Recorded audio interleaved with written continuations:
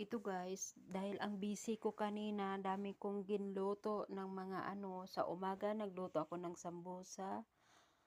Pagka tanghali, nagluto ako ng pagkain ng alaga ko. Pagkahapon na naman, ayan, may bisita siya doon sa office niya. Nagpa-order siya dito ng kanin.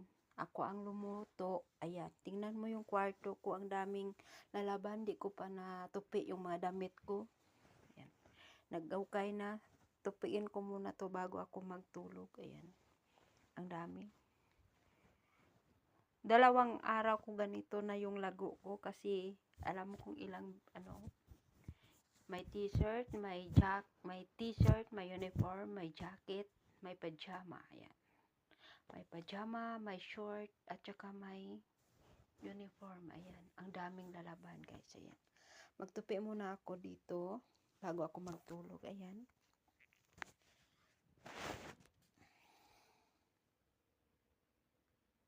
Saan ba to? Yan, guys. Tupiin ko na yung mga damit ko. Yan. Hindi ko natupi kasi ang busy ko kanina. Dami kong trabaho.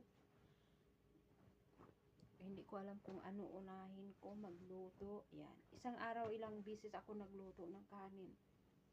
3. Yan. 3 beses. Yan. Ngayong gabi, ngayon lang ako nakakatapos yung nagluto ng pagkain ng nung alaga ko nag-order.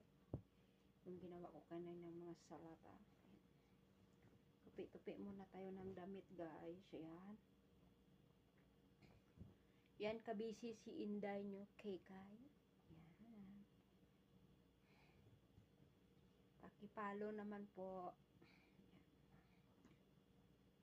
Ito na yung ko, damit ko. Ang daming tupiin. Hindi muna tayo magplansya. Kasi ang busy.